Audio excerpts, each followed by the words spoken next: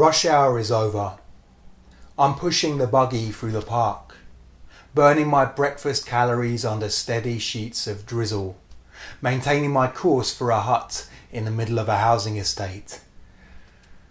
My wife first told me about this place while trawling the net a few months back, but I was reluctant to come.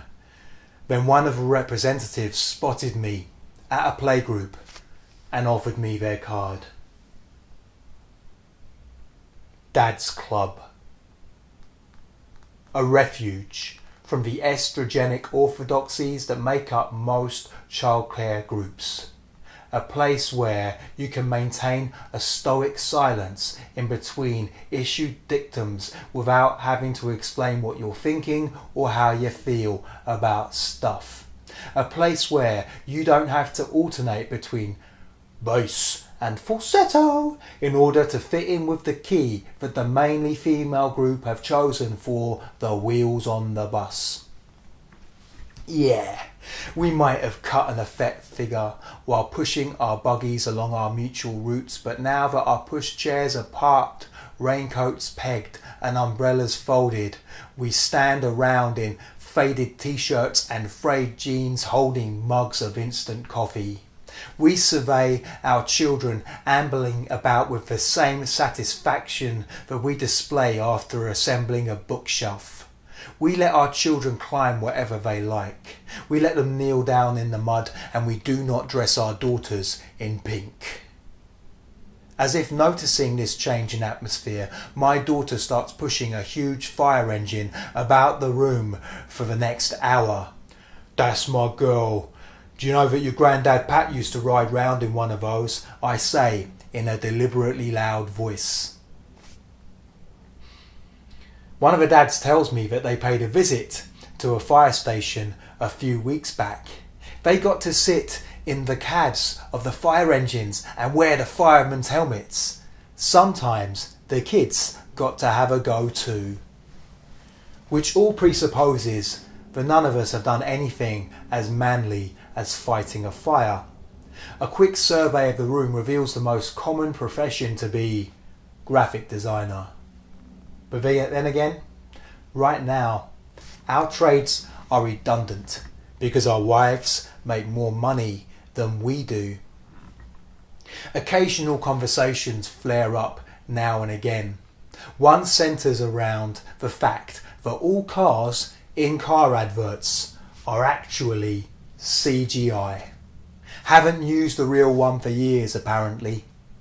The conversation soon shifts to the subject of graphic design. Someone brings up the Photoshop Disasters website, and I bring up a particularly atrocious example of bad photoshopping, the poster for Sex and the City 2. It soon turns out that one of the dads that I'm talking to was responsible for that very poster.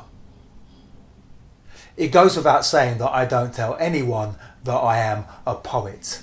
I didn't do it when I worked as a gardener, and I'm not going to start doing it at Dad's Club. For the next hour, I put a bit more bass into my voice, I walk with a pronounced swagger, and I tell everyone that I am a writer.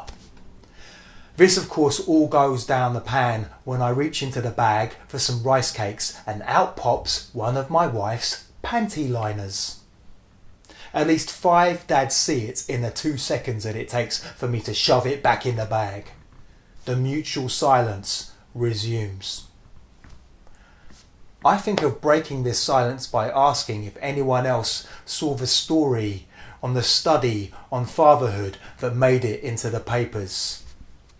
According to this study, the more that a father invested in time and attention for their children, the smaller his testicles tended to be. They found this out by getting dads to fill out questionnaires. They then measured their testes using magnetic resonance imaging.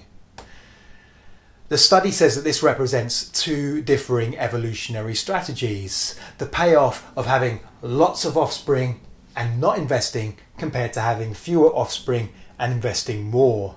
They provide 2 examples from the animal kingdom. Sea turtles lay lots of eggs and then leave them to their fates, whereas chimpanzees have fewer offspring but invest more in their upbringing. Now, I always thought that chimpanzees were doing pretty well in that department, so sea turtles must have a serious set of flotation aids down there. The clock strikes 12, and we put away all the toys and playmats. We sit in a circle with our children in front of us and launch into renditions of Twinkle Twinkle, Row Row Row Your Boat, and that ever-present classic Wind the Bobbin Up. Now, James Bond only has one interaction with a child in the entire 24 film canon. In The Man with the Golden Gun, a Thai street urchin clambers into Bond's boat and tries to sell him an ornamental elephant. He then helps Bond to start the engine in order to get away from the approaching henchman. And at this point, Bond places his hand over the child's face and sends him crashing into the water.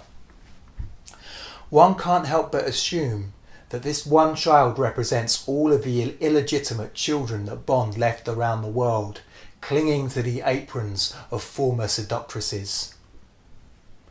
We are the boys that dreamed of being spies, boxers, footballers, and astronauts.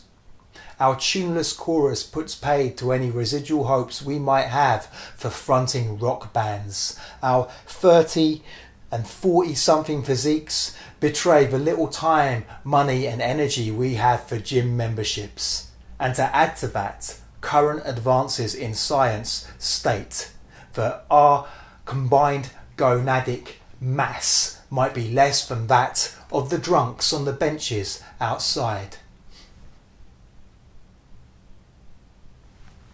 Still, our voices converge, testament to the fact that we are a group of men brought together by a common cause. We are not so much the symptom of a crisis in masculinity as we are a renegotiation of what masculinity really is. We are a sign that the world is becoming a better place.